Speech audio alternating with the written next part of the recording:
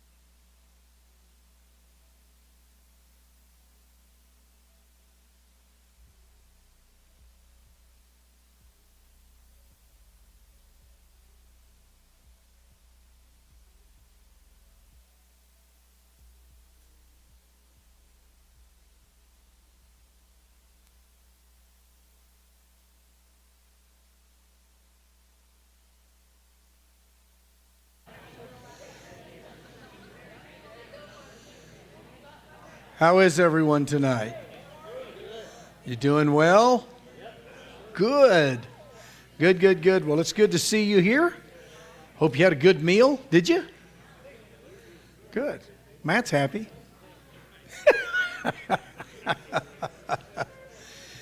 Well, if you've wandered in here by mistake, I am not Paul Blair. I know that you thought that that's who I am. And you're sitting there thinking, man, Paul looks a lot better than he normally does.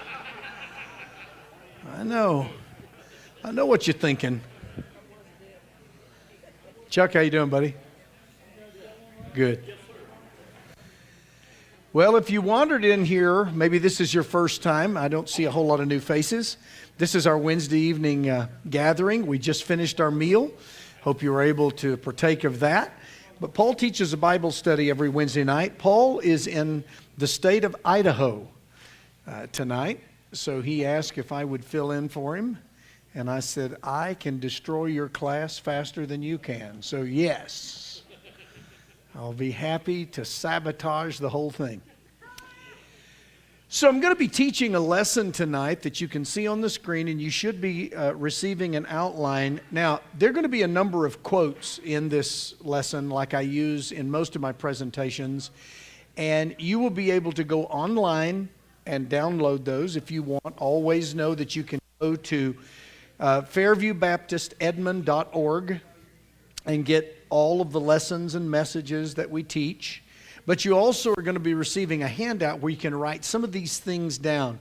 Feel free, if you want to take a picture of one of the quotes, to just pull out your cell phone and do that. But just know that all of this will be in a few days on our website, on our church website. So you'll be able to download it if you want it. But obviously, if you want something to use on your phone as a meme or to send to someone else, you're more than welcome to do that. Okay? So feel the freedom to do so.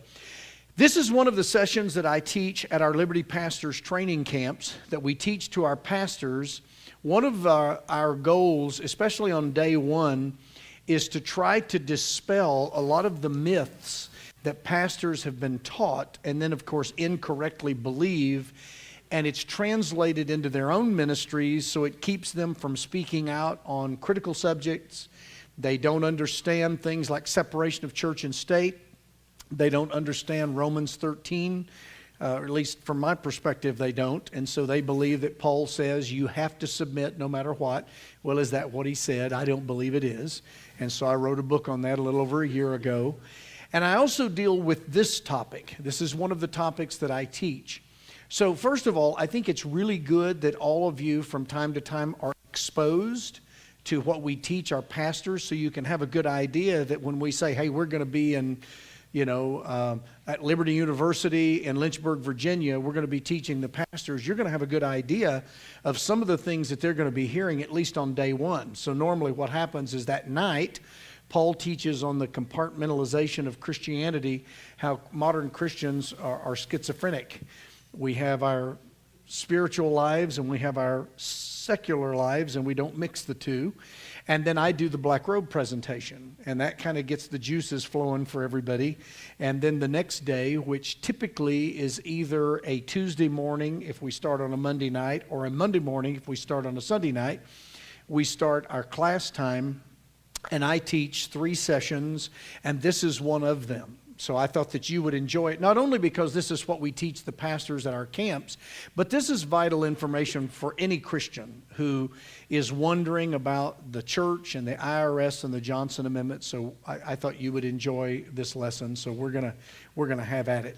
At the very end of the lesson, you'll watch about a 7.5 minute video from Matt Staver that we actually play to our pastors. Now, sometimes his videos are a little longer than that, but you're gonna see the section on this very topic. And so he comes in and adds the muscle to what I have to say, so that they know that, hey, this is not just Dan and Paul who are trying to get us arrested, but there's actually some legal minds that agree. And so you're going to be seeing that at the end of the lesson. For some reason, yeah, there we go, Dan. For some reason, we lost everything there for just a second. All right, so let's pray and get started. Okay, Father, in Jesus' name, I pray that you would teach us these marvelous truths. Teach us by the power of your Holy Spirit. God, I pray it in Jesus' name, and we pray for Paul and Cindy in Idaho as they are there right now. Bless them and their efforts. In Jesus' name, amen. All right, we're going to be talking about the dreaded IRS. We're going to be talking about the Johnson Amendment. How does the church interface with all of these things?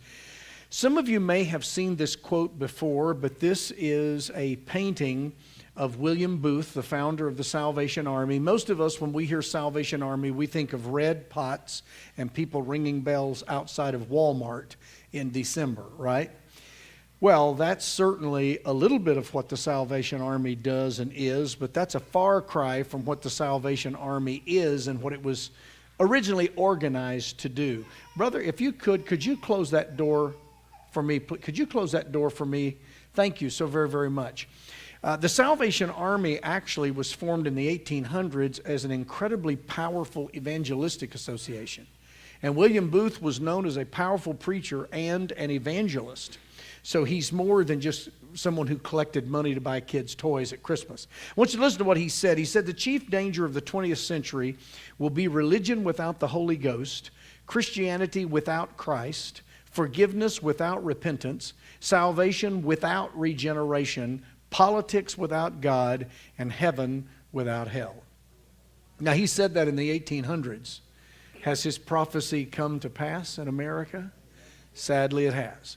So this is one of the reasons why I believe the church is so ineffective. We have fallen for some of these things, and there's much there that we could talk about, but obviously the politics without God is a section that we really hammer with these pastors, because for so many pastors, they just don't understand how to integrate their faith into the political arena, even though the political arena where our laws are made is a critical area for people. There are 2 areas that touch our lives probably as much as anything in our lives, and that's our faith, or what some people would call religion, and politics. And those are the 2 things that most people say, well, around here we just don't talk about religion and politics. Well, you just took 2 of the most important things off the table. Now, we understand that there's a lot of political wrangling. Well, that's not what we're talking about when we talk about politics. We're not talking about who's going to be the next Speaker of the House or who's going to be the Republican chair. What we're talking about is the art and science of governance. That's what we mean by politics. And we don't think our faith should be infused into that, and we shouldn't talk about those subjects. Oh my gosh, it's quite the contrary. So let's begin with this first initial thought. Scripture teaches that we should pay our taxes, and I don't want you to get the idea that Paul and I believe that we ought to be evading taxation. I do believe you should take every possible advantage to reduce the amount of taxes that you pay to the federal and state governments, but we do believe that we should pay our taxes. In fact, Romans 13, verses 6 and 7 tell us that we need to pay our taxes, to whom taxes are due, customs to whom customs. We should recognize the authorities. If you think about it, Jesus' birth in Bethlehem was caused by taxation. Have you ever thought about that? Jesus was born in Bethlehem as a fulfillment of prophecy, but the actual circumstances that brought him there to be born was taxation. And you'll find that in Luke chapter 2, verse 1. Jesus fellowshiped with tax collectors. Taxmen were a part of Jesus' life. If you look at Matthew 9:11, the Pharisees were really upset because he said to Jesus, or they said to Jesus' disciples, your teacher eats with tax collectors and sinners. Notice tax collector. It's kind of interesting that they connected tax collectors to sinners. Nothing has changed, right? Everything is still the same. Tax collectors, sinners, pretty much the same these days. Jesus chose a tax collector as one of his disciples. What was his name? Yeah, Levi or Matthew. And so in Mark chapter 2, verse 14, this is the calling of Levi, or who we sometimes more commonly know as Matthew, and he was a tax collector. So Jesus was very familiar with taxes and taxation. In fact, Matthew chapter 17, verses 24 through 27, Jesus was intentional about paying his taxes. Now, this doesn't mean that he believed all the taxes were fair. In fact, he tells his disciples, we don't want to be offensive to the powers that be, so we need to pay our taxes. So Jesus paid his taxes. Jesus taught others to pay their taxes. You remember when they brought the coin to Jesus, excuse me, not the coin, they're going to show him a coin, but they brought the question to Jesus, should we pay our taxes? Of course, they're trying to trip him up. They're wanting him to say, no, Caesar's not God. And then, of course, they could prosecute him for sedition and other things. And you remember this is when he asked for the coin, and he says, well, whose inscription is this? And they said, Caesar's. And he said, well, then you render to Caesar the things that are Caesar's, and to God, not or, and to God. It's not an either or. You can do both. We can chew or gum and walk at the same time. Render to Caesar the things that are Caesar's, and to God the things that are God's. So notice there, once again, he's telling others, pay your taxes. Render to Caesar what is Caesar's. Now, with that understood, we need to understand the church and its tax immune or tax exempt status. Most people do not understand why the church is not taxed. Most people believe that it's because our government is so nice, it just decided to be really nice and not tax the church. Well, it has nothing to do with the church being nice or benevolent. So the church's tax-exempt status is not a gift bestowed by a benevolent government. That's the first thing you need to know. It's not a gift. You say, well, what is it? Well, we'll get to that in just a moment. This is Eric Stanley. Eric Stanley used to be one of the lead attorneys for Alliance Defending Freedom. In fact, he was the attorney that led the Pulpit Freedom Initiative, where we challenged the Johnson Amendment, for those of you who remember that. Paul and I got to know Eric very well. And in talking about why the church is not taxed, I want you to listen to a few things that he had to say. With all of the discussion swirling about whether church leaders can speak freely about electoral candidates from the pulpit, one question frequently comes to the fore. If a church wants to talk about the positions of electoral candidates, it can just give up the gift of tax-exempt status bestowed by the government. He says that would be simple enough if it wasn't so completely wrong. That's because churches receive a tax exemption as a matter of constitutional right, not legislative grace. Now, boy, if you didn't hear anything else in that quote, you need to get that last line. Churches receive a tax exemption as a matter of constitutional right, not legislative grace. You need to learn that. Most Christians do not know that, and so they don't want to rile up the government because they say, boy, if we stir up the government, they'll come and take this right or this gift away. Well, it's not a gift. It's a right. and the government has no authority under our Constitution to take away rights. The third point, the framers saw the church as a sovereign entity and therefore tax exempt from the federal government and then state governments as well. So what do you mean, Dan, by sovereign entity? Well, the framers understood that there are entities that are independent of other entities, and therefore one of these independent entities does not have the authority to tax another independent entity. Now, let me illustrate that. The founders believed that a sovereign entity, such as the federal government, had no authority to tax another sovereign entity, such as an individual state or another country. So, for instance, our federal government does not tax Oklahoma. Now, unfortunately, because we've evaded and abused constitutional limits, states have become beholden to the federal government from handouts and programs, and so we owe certain allegiance to the federal government because we take their money. If we'd quit taking their money and cut those strings, we wouldn't be beholden to the federal government because, see, they can dangle that carrot in front of us and say, now, if you don't do what we said, we're going to take back our funding. Well, first of all, it never was their funding. Remember, Paul has said this many, many times, the government has no money. All the government's money is ours. It's not theirs. But unfortunately, states have bought into programs from the federal government, and so there are strings attached. This is why states should unencumber themselves. For instance, education dollars is a prime example. Most states get about 10 or 12% of their education dollars from federal programs.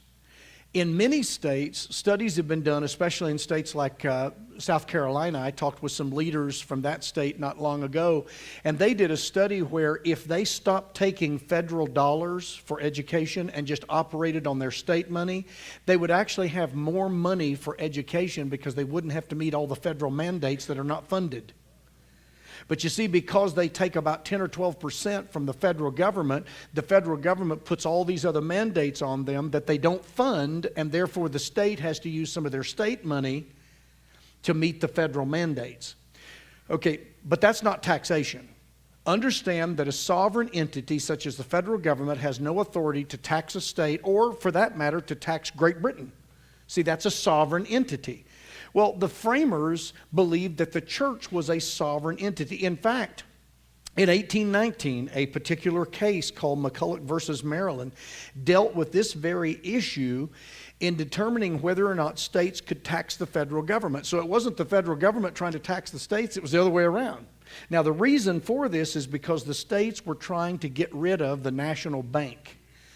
They didn't want the national bank for good reasons. I wish we didn't have it today. They knew that if the feds controlled the money, they could ultimately control us, which is where we just about are. And if they're able to ever do the federal digital dollar, which is programmable, our gooses are proverbially cooked, because they'll be able to program that federal dollar to not work where they don't want it to work, to not buy what they don't want it to buy. I mean, we're in real trouble if that ever happens. That's why, by the way, this transactional currency down in Texas is so important, because states under the Constitution actually have the authority to coin money if it's gold and silver backed. And so if states would do that, they could bypass the federal government, for instance, the Federal Reserve note, which is not even backed by anything. It's just a promise. It's a promissory note. That's all it is. We could bypass that and have gold and silver backed currency that would work in all states, because it would work like your debit card from your bank. You'd just put money in a depository, Texas, or if Oklahoma created one, and you'd have a card issued just like you would have a card issued from your local bank, and when you use that card, the money comes directly out of your checking account. Well, this card would be like a Visa card, and when you use it, wherever you are, the money would come immediately out of your gold that you have in your account in the depository. Okay, so that would be a way around this doggone federal digital dollar that's going to kill us all if they're able to get it going. So the founders considered the church a sovereign entity. They believed it to be outside the reach of governmental authority and taxation. Now let me give you some examples. early on, the colonies that are going to become states recognize this. So Virginia exempted churches from property taxes in 1777. New York did so in 1799, which is, of course, now we're after the War of Independence there. Washington, D.C. followed suit in 1802. The Seventh Congress exempted all churches in America from property taxes in 1802. Why did they do that? Well, because they did not believe that the states or the federal government had the authority to tax religion. Now, we'll go further in a moment. But just understand this concept of sovereign entity, because this is part of the groundwork of why we do not, as a church, owe taxes to the state of Oklahoma or to the federal government. Even today, parsonages, which we don't have much anymore, are still exempt from property taxes in all 50 states. Now, most churches have gone to a housing allowance rather than a parsonage, which the federal government considers the same thing. The minister's housing exemption, a principle first recognized in America in 1921, was modified in Section 107.2 of the IRS Code, August the 11th, 1953, by Representative Peter Mack, allowing ministers of the gospel to designate a portion of compensation as a housing allowance and to exclude that amount from income to the extent that it is actually used to provide a home. Now, why is that? Well, because they believed a pastor was serving the culture and was a part of the church, and therefore the government had no right to tax it. Does that make sense to you? So here's a photograph of Representative Mack. He's from Illinois, and can you believe it? He was a Democrat, and yet he stood up for the parsonage or the housing allowance. He said, certainly in these times when we are being threatened by a godless and anti-religious world movement. Whoa! When was he saying that? 1953. So understand, we're not the first people to believe that we're facing a godless world power here. He said we should correct this discrimination against certain ministers of the gospel who are carrying on such a courageous fight against this foe. Certainly this is not too much to do for these people who are caring for our spiritual welfare. So this shows you the extent to which the federal government does not believe it has the right to tax the church. And in 2000, the pastor's housing allowance was challenged, and once again, the court held, and this was actually a case involving Rick Warren, a pastor in Southern California. And the court upheld in principle that parsonages or housing allowances should be considered tax exempt. And then 2 years later, President George Bush signed the Clergy Housing Allowance Clarification Act of 2002, which basically capped how much a pastor can claim, but still set aside the housing allowance or the parsonage, if the church still offers a parsonage, as non-taxed. Now, that doesn't mean that pastors don't pay taxes. We do. But we can carve out a portion of our salary as a housing allowance, and that is not taxed. Well, where does that come from?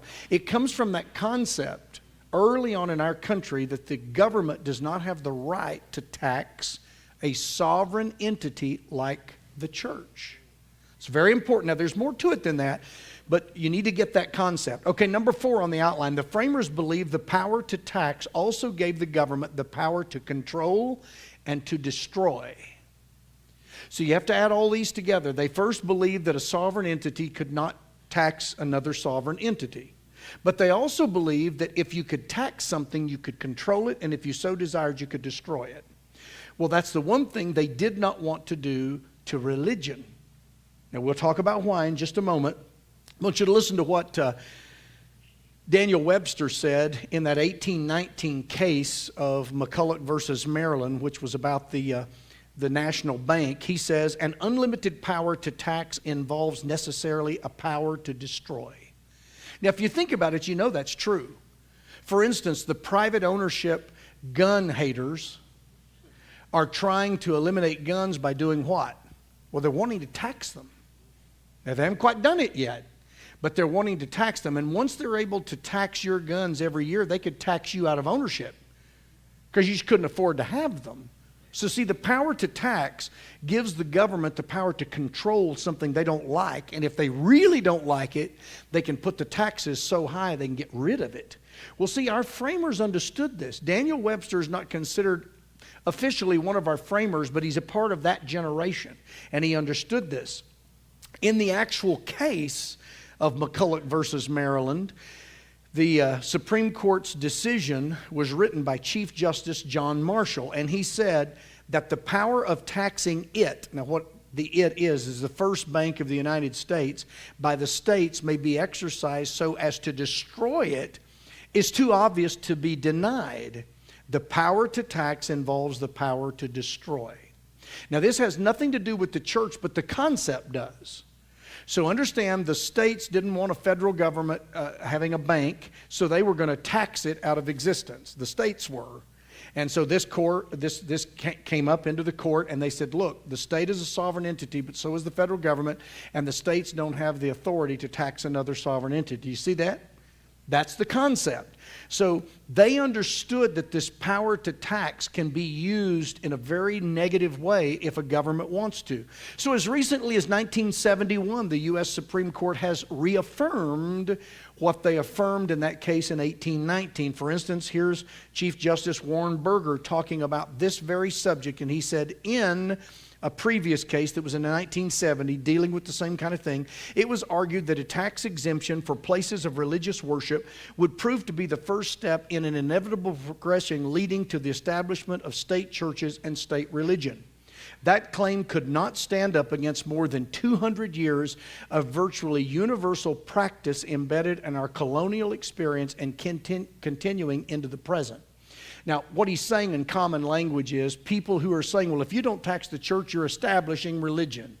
Therefore, you're violating the First Amendment. He said, that's nonsense. You can go all the way back to our history in the colonies and know that we've never taxed the church and we've never established a church, so that's just nonsense. So here is the Chief Justice of the U.S. Supreme Court in 1971 recognizing that the power to tax is the power to control or to destroy, and that a sovereign entity has no authority to tax another sovereign entity. You put those two together, and he says, we've never done this in America, and we're not going to do it in America. At least he's speaking for his time. Now, if you think about it, wouldn't it have been insane for the framing generation, I'm talking about the people alive in 1776, to go fight an 8-year war just so they could win and establish a government where the government could tax the church and put it out of business? Does that make any sense at all? In fact, one of the primary reasons the colonists were fighting is they didn't want to be under the thumb of the king and his church, the Church of England. So the pastors said, if we don't stand up and fight, we're going to be forced to become Anglican, and we'll have to be a part of the king's church. Remember that the King of England was not just in charge of the country, he was in charge of the church. And he could force you to be a member of the church. He could force you to give money to the church. Well, that was one of the last things that Americans wanted. Now, what sense would it have made for them to go fight a war and then turn around and create a government that could force them to do what they just fought a war so they wouldn't have to do? What's nonsense? They wouldn't have done that. Well, that helps us to understand then what the original framing generation was fighting for. They were fighting for independence from an overreaching, overbearing government. And that would include our own government. Number 5, the framers. And by the way, when I say framers, understand the group I'm talking about are the James Madisons, George Washingtons, John Adamses. See, to me, the founders were the separatists that we call pilgrims and the people who came after them, the first century leading up to the framing generation, which I see as the Madisons and the Washingtons and that group. Now, if you want to call them all founders, that's fine, because that's what most people do. But I kind of separate the two in my mind. So when I say framers, I'm talking about the people who framed the Republic, writing the primary 2 documents, the Declaration of Independence and the U.S. Constitution. Okay? They also helped, by the way, to frame most of the colonial, which became state governments. So these were the framers. The framers believed the church was essential for a people to be self-governing. That's another reason why the church is not taxed in America. Now, I taught this a few weeks ago, so I'm going to zip through this part and not go into great detail, except I have to restate, for those of you who weren't here, that the framers believed that if you didn't have a moral society, they could not govern themselves. Because the truth is, if you can't govern yourself, how could you govern yourself? Does that make sense? If you're immoral and you can't even restrain your own actions, how in the world could you have self-government? So this is what John Adams was trying to say to Pastor Zabdiel Adams. By the way, Zabdiel Adams was a preacher. John Adams wrote this to him on June the 21st, 1776. It is religion and morality alone which can establish the principles upon which freedom can securely stand. The only foundation of a free constitution is pure virtue, and if this cannot be inspired into our people in a greater measure than they have it now, he goes on to say we're in real trouble. So notice he's saying we have to have a virtuous people to have a republic. You remember I taught a lesson a few weeks ago how a weak church destroys a republic. Well, that's what these guys were trying to say here. They said, look, we have to have a moral people. This is what George Washington was trying to say when he said, look, if we're going to have a free government, then we have to have religion and morality. Now, when they said religion, they meant Christianity. They said if the church is not effective in making an impact on our culture to make them more moral, then we're in real trouble. This is why John Adams said, we can't create a government that can restrain immoral people, because they'll just run through the Constitution like a whale would run through a net. And then he goes on to say, let me back up here, he says, our Constitution was made only for a moral and religious people. It's wholly inadequate for the government of any other. See what he's trying to say here? If you don't have a moral culture, that culture cannot govern itself.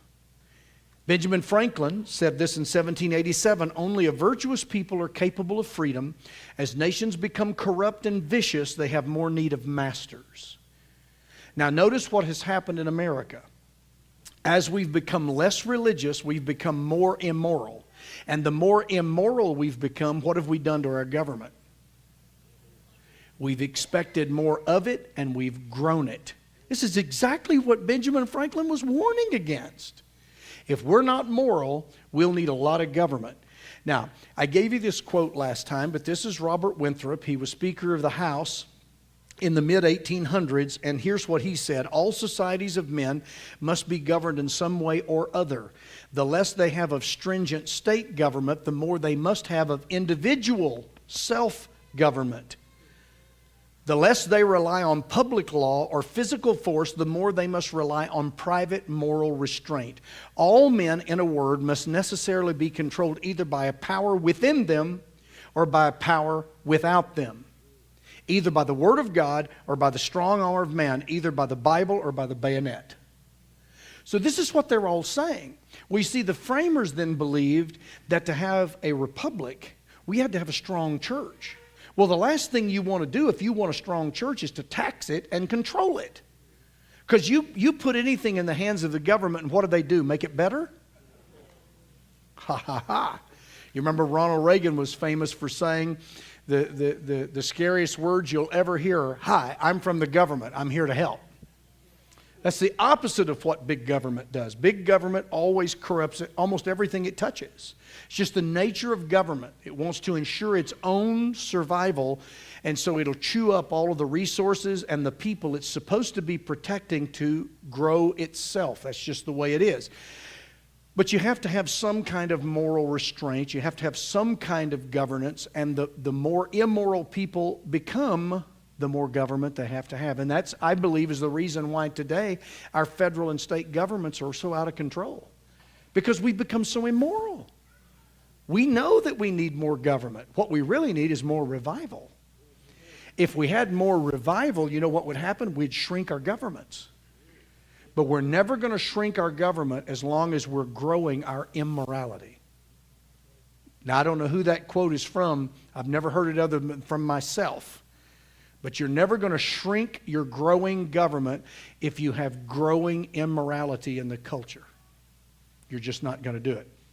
Number 6, during the entire history of the Internal Revenue Service, not one church, now I want you to catch that, not one church has ever lost its tax-exempt status because of political speech.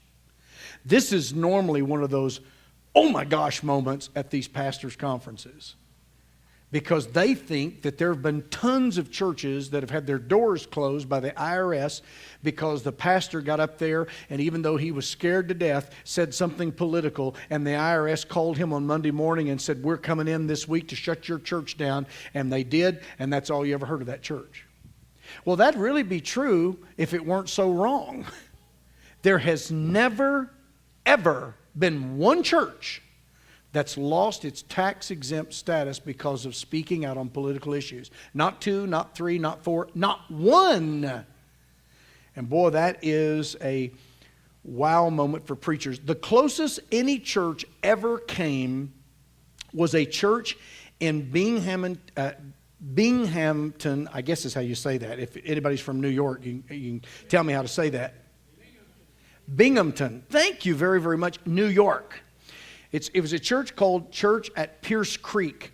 Here's what they did. If you remember back in the Bill Clinton days, the USA Today and other newspapers, the Washington Times in particular, were huge. And so they ran full-page ads in both of those newspapers on October the 30th, 1992, encouraging people not to vote for Bill Clinton.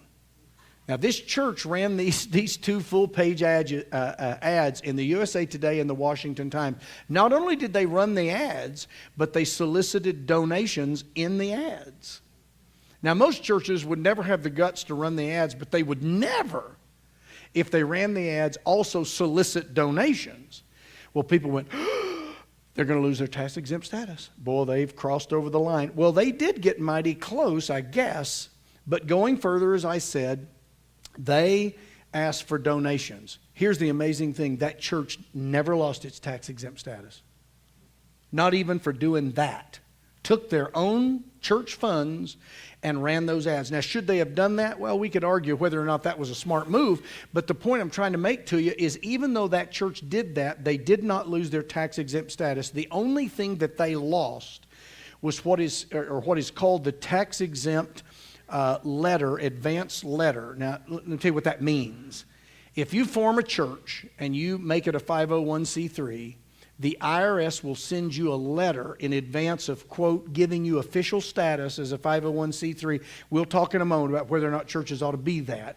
But let's forget about that right now. They'll send you an advance letter. That letter that's all it is. It's just a letter, and that's the worst that the IRS was able to do. They revoked that letter. Now, what does that mean? Well, it means absolutely nothing. Even though they lost that letter, the church never lost its non-tax status. In fact, it's important for us to know that you don't even have to have that letter.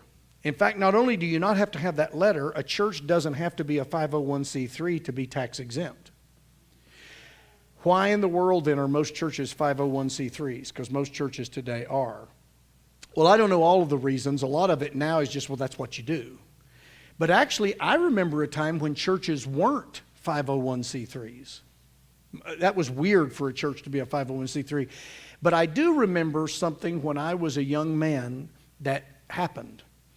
There were a few churches where people fell on a wet floor or whatever, and they sued the church for a lot of money.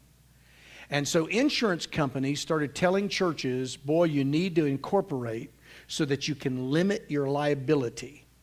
Because if you don't limit your liability, someone could actually sue every member of your church. Now, whether or not that was true, I remember when pastors were terrified that all of their people were vulnerable to a lawsuit.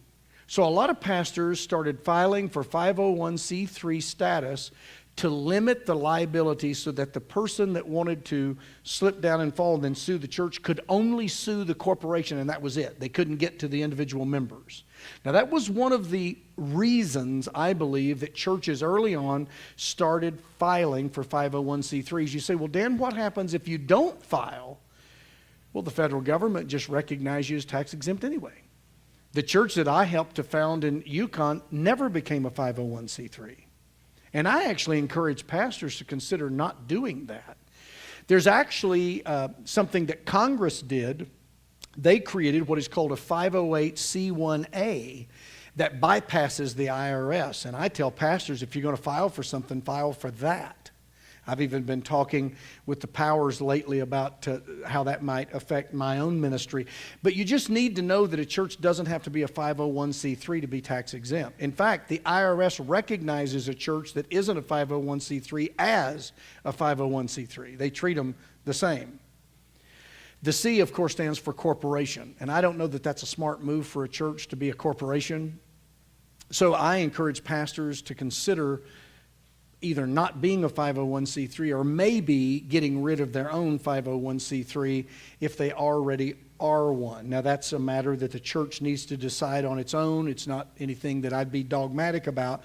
But the church is already non-taxed if it's a church. Now, there is a definition of a church, and we would want it that way because you want certain qualifications to determine what a church is, because you don't want just anybody being able to claim they're a church. There have actually been individuals who said, I'm a church, and tried to file for a 501c3 to not have to pay taxes. They said, well, I'm a church. So, well, you're not either. And so a church obviously needs to have some distinguishing characteristics, but in the end, a church is not taxed. Now, here is a problem that Oklahoma does have. If you don't have a federal tax number in Oklahoma, they'll make you pay sales tax in Oklahoma, which Oklahoma ought to fix that. What Oklahoma should do is recognize all churches that meet the definition of what anybody would see a church as being, give all churches tax-exempt status where you don't have to have a doggone federal number. So a lot of churches in Oklahoma will go ahead and become a 501c3 so they can have that federal tax ID number so they don't have to pay sales tax in Oklahoma. I would say it'd be better off just to pay the sales tax in Oklahoma and not mess with the IRS. But that's my personal opinion. But that's important to understand. Now, I'm not going to belabor these quotes, but the Supreme Court even eventually chimed in on this Pierce Creek Church, and they said, look, the worst thing that they could do is take away that letter. And if you'll notice on your outline, this quote is actually on your outline. It says, to revoke that letter is likely to be more symbolic than substantial. In other words, what they're saying is it really doesn't mean anything. It's just kind of smoke and mirrors for the IRS to try to revoke that letter. And then the court went on to say there would be nothing to keep that church from reapplying the very next day for that letter to be restored. In other words, this is just a game, basically, that the IRS is playing. So I guess a church could technically speak out on something they're not supposed to. The IRS revoked their letter. The church could then on Monday morning reapply because they're done talking about it for a week and get their letter back and then do it again and then have to reapply and do it again and reapply and do it again and reapply. You see what I'm saying? I mean, it's just a silly game. In fact, Matt Staver from Liberty Counsel, for those of you who know Matt, you know that Matt is very helpful to a lot of churches, even going as far as the U.S. Supreme Court in many cases. In fact, he's won a number of the COVID cases in front of the U.S. Supreme Court. He says basically a church, if it lost its tax-exempt status, could just reapply after the election and say, well, now that the election's gone, we won't be talking about the election, and reapply. Or I've told pastors what they could do is dissolve that church, reconstitute it under a different name, and start all over again. How many different names could you come up with for a church? Well, quite a few. What I'm saying is churches that are running around afraid of the IRS are only giving them power that they really don't have. And if the church would stop running and start standing, you'd be amazed at what would happen to the IRS. In fact, when we stood up about the Johnson Amendment, you know what the IRS has done about that? Nothing. You say, well, Dan, they will one of these days. Well, sure, the church keeps rolling up and getting into a fetal position, and we won't stand up and we won't speak out. Eventually, yeah, we're going to empower the federal government to the point that it's going to try to shut down the church. It tried during COVID. Think back. Where was it that you couldn't go during the COVID lockdowns? You could go to Walmart. You could go to Home Depot. You could go to Lowe's. You could go get an abortion. But you couldn't go to church. Because, see, that was a church virus. So that's where you get it. So it wasn't Wuhan. It was a church virus, right? It was crazy. They tipped their hand, though, as to who they're really targeting. What they're targeting is the church. And why is that? Because they hate the gospel. They hate the gospel. When you boil everything down that the left does, it's always pointed at the gospel. When countries fall under totalitarian governments, whether they're communist or whatever, one of the first things those governments always do is shut down freedom of speech and the church. They drive the church underground. It's what it's always been. It's what it's always going to be. Number 7, let's talk about the Johnson Amendment. Because now that we know that the IRS has never shut down a church ever for political speech, well, Dan, doesn't the Johnson Amendment command that we not say anything political from the pulpit? Well, first of all, understand that the Johnson Amendment, I believe, is completely unconstitutional. But you also need to know that when Lyndon B. Johnson, whose name is in the Johnson Amendment, filed for the Johnson Amendment, most churches were not 501c3s in those days. So let's look at a little bit of the history of how the Johnson Amendment came to be. As most of you know, Lyndon B. Johnson was vice president to John F. Kennedy, became president upon Kennedy's assassination. But before that, he was a senator in Texas. In fact, his first election was in 1948. Johnson's senatorial victory was so razor thin with a margin of only 87 votes. Now, you're talking about a close vote. 87 votes. That his challenger, Coke Stevenson, was able to present some pretty credible evidence that Johnson had probably stolen the election through fraud. Well, you know that they'd never have fraud in elections, right? But with some creative judicial wrangling, Johnson was able to use court injunctions to retain probably his stolen victory. So here's the point. When he was first elected to the Senate, he got in there by the skin of his teeth, probably illegally, okay? So he's barely a senator from Texas. Well, when he runs for re-election in 1954, he knows he has an uphill battle. Well, here's the problem. There was a conservative businessman in Texas by the name of Hunt who didn't want Lyndon B. Johnson to be reelected as a senator from Texas. So he created a couple of conservative groups. One was called Facts and Forum. You'll see it right there about the middle of that quote. And the Committee for Constitutional Government. Well, what they were doing was pointing out Johnson's flaws, and one of them was that he's soft on communism. Well, Johnson knew that he had barely won his first election. If he even had a chance at being reelected, he was going to have to silence these conservative voices. So as senator, what he did is on July the 2nd, 1954, with the assistance of a complicit, I would even say ignorant Senate, Johnson was able to insert into the tax code, it's not really statutory law, it's tax law. He was able to insert into tax law what has been known ever since as the Johnson Amendment. Now, basically what the Johnson Amendment originally said, and then they've augmented it over the years, but originally what it said is that 501c3 nonprofit organizations, remember the two he was after, Facts and Forum and the Committee on Constitutional Government, those two groups formed by Mr. Hunt, he wanted to shut them up. Well, in those days, as I said, most churches were not 501c3s. In fact, people who knew Lyndon B. Johnson said it was never his even thought to go after the church. What has been done is over the years, they have expanded the definition of the Johnson Amendment and the 501c3s, and in the process, most churches have become 501c3s, and we've now fallen under the Johnson Amendment. So they've augmented the language to also include churches. And so churches aren't supposed to be able to speak in favor of or against a political candidate. And that's the Johnson Amendment. Now, the history of the Johnson Amendment is incredibly short. That's all there is.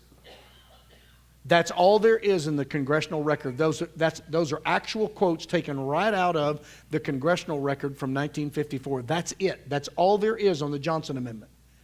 Basically what happened is Lyndon B. Johnson submitted the change that we call the Johnson Amendment. The Senate, not even knowing probably what it was, approved it, and that was it. And Johnson was able to shut up those two groups in Texas and was able to secure his second senatorial victory. But the Johnson Amendment has become something that is used to silence churches because most churches have become 501c3s. Here's the amazing thing. The Johnson Amendment doesn't even mention pastors.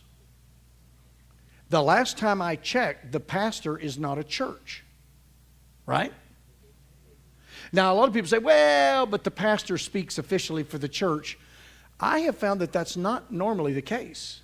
In fact, I can get up here and preach my guts out on Sunday morning, and a lot of you will go out on Monday and prove that you don't have to do a dadgum thing that I said the day before on Sunday from this pulpit. I obviously do not speak for a lot of folks. You see, a pastor does not surrender his First Amendment rights, which are really not First Amendment rights. They're just enumerated in the First Amendment. Our rights come from God, not the First Amendment. But a pastor does not surrender his right to free speech just because he stands behind a pulpit. And so I've been trying to tell pastors for years, and that was a part of that Pulpit Freedom Initiative where we actually disobeyed the Johnson Amendment, that pastors are not bound by the Johnson Amendment. Does he mention pastors? Now, should churches officially endorse candidates? I think probably not. But this church doesn't. We've had a reporter tailing Paul and myself for weeks since we allowed Brian Shellum to speak here, who was the conservative candidate for mayor of Edmond. And he's trying to interview us because he says that we violated the Johnson Amendment and all this stuff by allowing him to speak.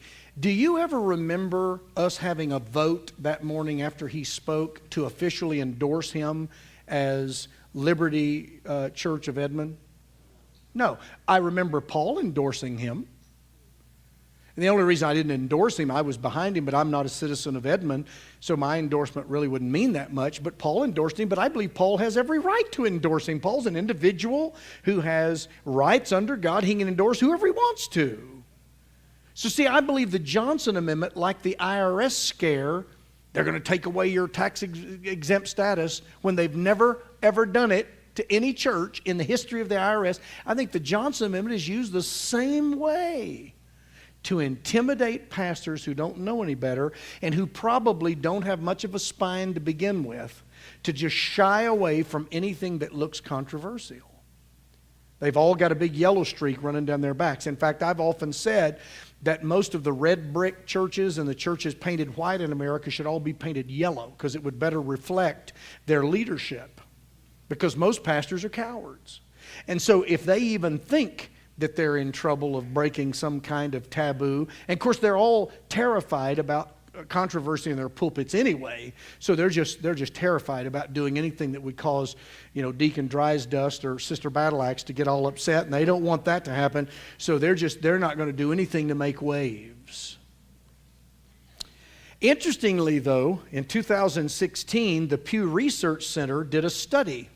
And oddly enough, they found that black Protestants have been more likely than other Christian groups to report having heard their clergy, pastors, speak out clearly on the merits or faults of a particular candidate. In fact, there's video of black churches taking offerings to be given to Barack Obama as he was running for president. They don't care. They don't worry about it. In fact, here's what this study discovered. 28% of black Protestants heard their clergy speak in support of Hillary Clinton during the 2016 campaign. 28%. That's a pretty big number. 20% of black Protestants said that they had heard their ministers denounce Donald Trump. Clearly a left and right position. Only 4% of white evangelicals reported having heard their clergy speak in favor of a presidential candidate, which is a crime, just to be honest with you. 2% heard them speak about and for Trump, while 7% heard their clergy speak against a candidate, mostly against Clinton. So notice this, 28% of black churches speak out, 4% of white churches. So the greater violators are American black churches. When was the last time you heard a news story where the IRS was going to go shut down a black church? Never. So here's what I'm saying. We're afraid of nothing. It's like we're afraid of our own shadow. See, I believe the federal government knows that they can't do anything, really. But we keep giving ground to them, and eventually they will. When we did the Pulpit Freedom Initiative, the very first year, there were only 33 of us that were vetted and then trained by the ADF organization to know how to handle the whole deal, because we thought the IRS would come after us. Because if you remember, we sent our sermons into the IRS on Monday morning. Many of us sent recordings and said, this is what I preached in my pulpit yesterday, and we all endorsed John McCain. And we did it right from our pulpits because we wanted them to come after us. Well, they did absolutely nothing. So the next general election, we had 100 pastors that officially participated. We did the same thing, sent the stuff into the IRS. You know what the IRS did? Nothing. So the next general election that came along, 500 pastors officially participated. IRS, nothing. The last official Pulpit Freedom Sunday that we had, over 1,600 pastors officially participated, and many other hundreds of them participated unofficially because their churches wouldn't support them. But they did it anyway. They just weren't officially aligned with ADF. We were told, I've never seen a copy of it, but we were told that an unofficial memo was unofficially leaked from the IRS that admitted they don't have the authority to tell pastors what they can and can't preach about. And ever since 2008, that was the very first Pulpit Freedom Sunday, the IRS has done absolutely nothing. Why? Because they know they can't. So here we are giving in to a group of people who really do not have the power. So since the church has been tax exempt since our founding, therefore does not need to have a 501c3 status to be tax exempt, since the Johnson Amendment ultimately violates the First Amendment by limiting freedom of speech and religion, in the end, pastors and churches should and must preach the truth on every subject, regardless of the cost. Preserving our tax-exempt status should not be our number one goal. Preserving truth and liberty should be. So even if it was against the law, well, do it anyway. Because liberty and truth are more important than paying taxes. So the church should not be nearly as afraid of losing its tax-exempt status as it is in hedging on the truth and on liberty. And so this is what we tell pastors. We tell pastors, guys, first of all, you're afraid of your own shadow. And secondly, you need to be bold as lions. God has called us to take the fight to the enemy, not run and hide somewhere. You know, when Jesus said the gates of hell will not prevail against the church was in the active, not passive voice. Now, a lot of people say, what do you mean active voice? Well, in the Greek language, you have active and passive. Most of us see the church as holding out till the end as hell just pushes against us. The gates of hell push against the church, and we're just holding on. You remember the old song we used to sing? Hold the fort, for I am coming. So we're just holding on because we're in the passive voice. But Jesus actually said that in the active voice. Do you know how Jesus said it? The gates of hell cannot prevail against our assault. We're in the active stance, not passive. But most churches today are passive, not active. So here's what I will do for the next 7 minutes, and then we'll do our prayer time, and we'll be out of here on time. I want you to listen to what Matt Staver says, because for a lot of pastors, he carries a lot of legal clout because he's the founder and the president of Liberty Counsel and fights this issue. Matt is a little more guarded in some ways than I am, but he probably has to be. But I want you to listen. It's about a 7-minute video, and then we'll be done and hear what Matt has to say about everything that I've been talking about. And amazingly, you're going to hear him confirm everything I've been saying.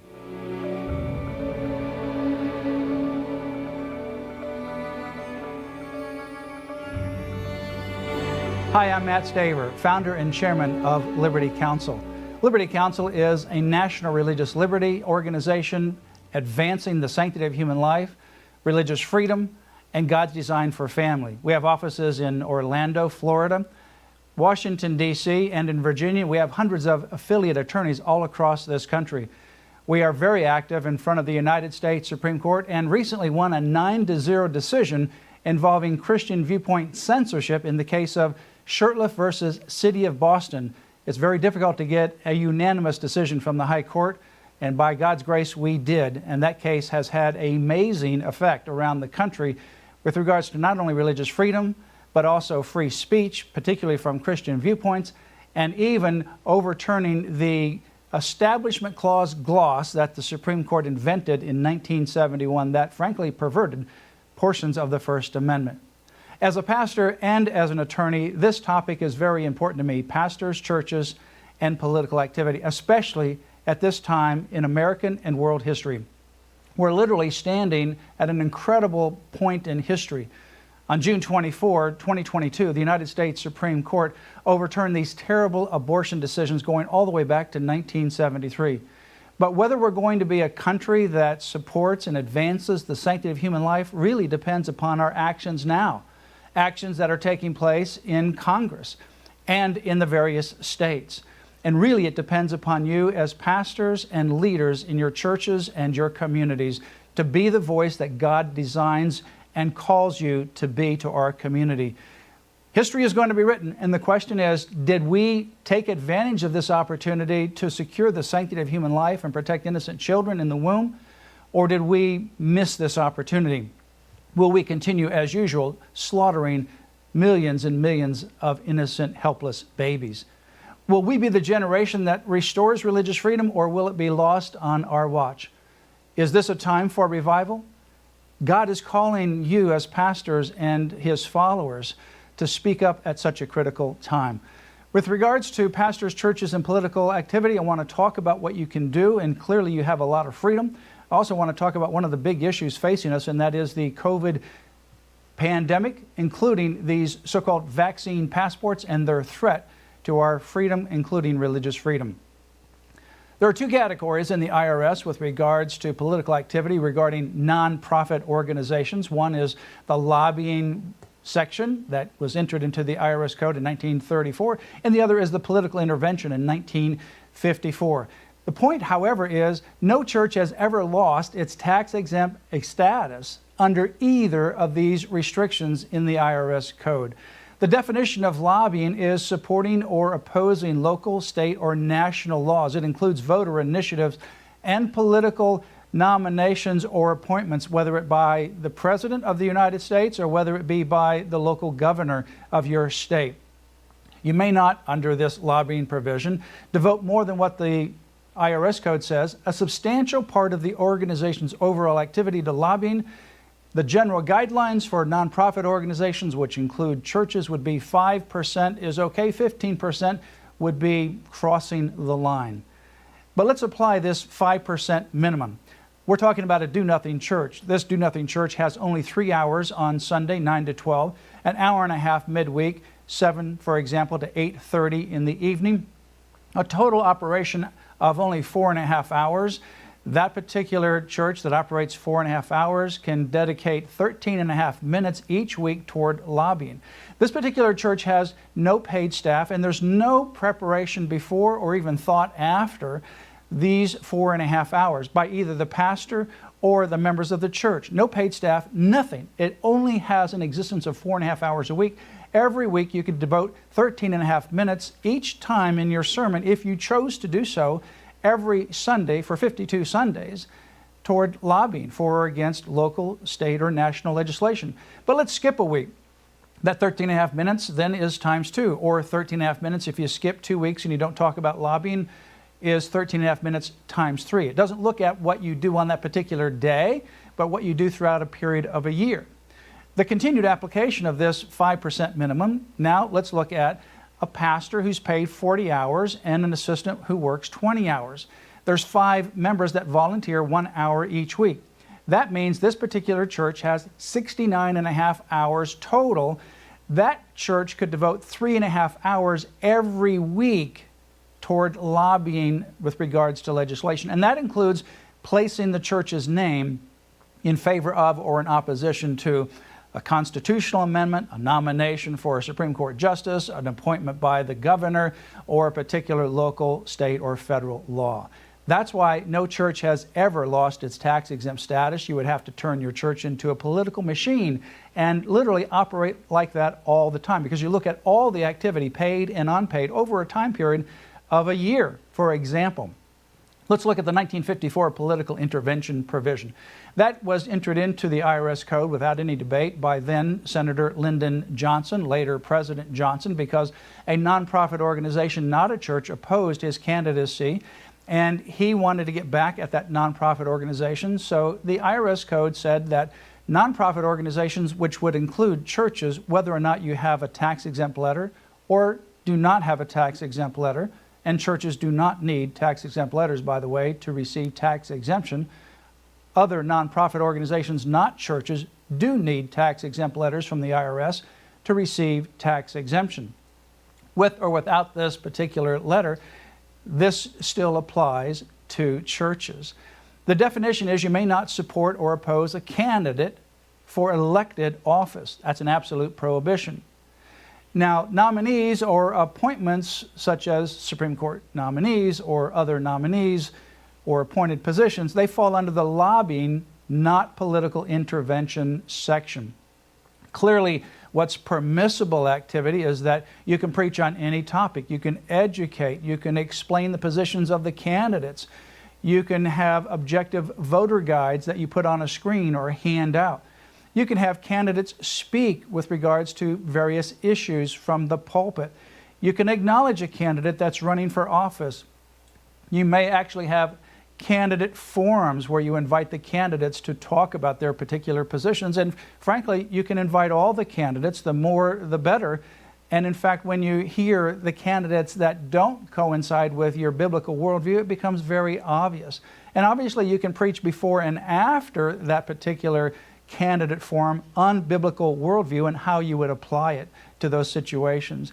You can also have voter registration and so much more. Pastors also are citizens, and you can lend your name, title, and affiliation against or for a candidate.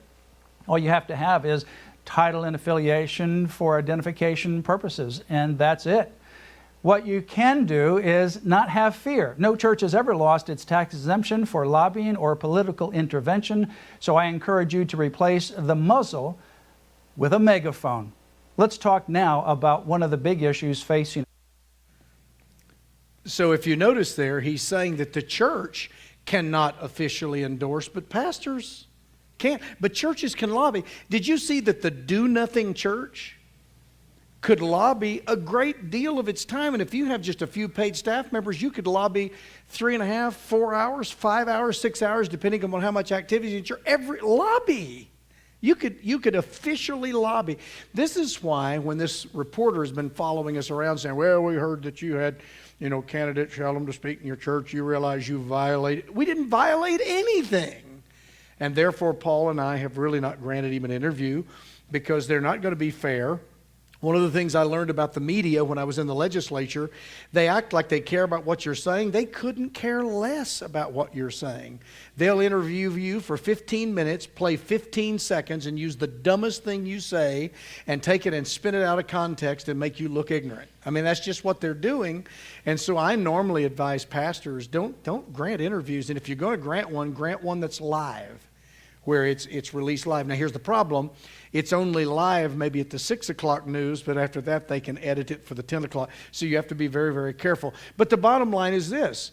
Guys, the church has so much latitude without even coming close to getting into trouble with the IRS that it's a shame that most churches sit around and won't do anything because they're so convinced that it's against the law. It is not against the law. And I think we're going to have to account to God for being such cowards, just to be quite honest with you. So you can see that Matt's speech was directed to pastors, so you can imagine what kind of impact that has on these pastors as they're sitting there listening to the founder and the president of Liberty Counsel. They could just as easily listen to Don or G.K. Powers and hear the same thing. But just the fact that they know who Matt Staver is and all that, I mean, they're sitting there going, good grief. And here's the other thing. Liberty Counsel promises to defend them if they do get crossways at the IRS or the federal government. They'll come in and defend them. Now those guys, can you imagine how empowered these preachers feel as they walk out of there? That's the whole purpose. And this is why I stand in front of them, and that's why it's so helpful then when Matt comes along right after me and actually agrees with everything that I've just told them so that they know it's not just one crazy preacher. I am a crazy preacher, but it's not just one crazy preacher. There's a bunch of crazy preachers that are teaching this stuff. Well, so that gives you an idea then of what we teach pastors on the IRS, the Johnson Amendment, and it may help to clear up some ambiguity in your own mind where you've wondered, man, did Dan and Paul, did Paul step over the line the other Sunday when he had O'Brien to speak here, and then when Paul got up and endorsed him? No. Paul has every right to endorse, and so do I, and we had every right to have right. And by the way, you don't have to have the other candidate. You can if you choose to, but we're not a radio show. You don't have to give equal time. So just understand, guys, we are more than safe here. Now, you'll hear people say that we're breaking the law. Well, then why don't they come arrest us? It's because we're not breaking the law. So anyway, that's what we teach pastors in the IRS, the church, and the Johnson Amendment. And hopefully that is helpful to you, if for no other reason, to know what we're telling these pastors. And then we send them out of there and tell them, now get busy. Grow a backbone and start speaking on these things and quit hedging and quit running. Okay, well, thank you so much for being so attentive tonight. I so appreciate that. So here's what we're going to do. We're going to take about the next 7 minutes, and we're going to pray, and then we're going to head out of here and finish up our evening and the week. We have Mother's Day coming up because Paul will be in Idaho. He and Cindy will be coming back Sunday evening. I'll be preaching on Mother's Day, so I'll be in the pulpit this Sunday. And of course, I'll be teaching my class. So be here and enjoy a wonderful Mother's Day. We have postponed the parent-baby dedication till Father's Day because I encouraged Paul. Paul told me, he said, man, just go ahead and do it on Mother's Day. It doesn't matter that I'm not there. And I said, well, Paul, there's two things. One, some of those families probably want you to be a part of it. You've been here for years. The other thing is, you have a granddaughter on her way, and she might be here by then. He said, I never thought of that. So he's going to hopefully maybe be able to participate in dedicating his granddaughter. Just as a reminder, really it's not the babies we're dedicating, it's the parents we're dedicating. See, we're dedicating the parents to raise up those kids to know Jesus. Those children will have to make a decision on their own when they're old enough. So what we're really doing is we're dedicating the parents. Now, we're dedicating the child in that we realize the child is a gift from God, and we thank God for this gift. But parents, get busy and train those Jesus. And the sooner, the better. Do you realize after a child passes the age of 19, their chances of coming to Christ from then on is 1 in 10? 90% of the people who come to Christ do so before their 19th birthday. In fact, the numbers show that the overwhelming majority of that 90% actually do so before their 14th birthday. So the idea is teach them about Jesus early, get them saved early in their lives, because as they get older, they become more resistant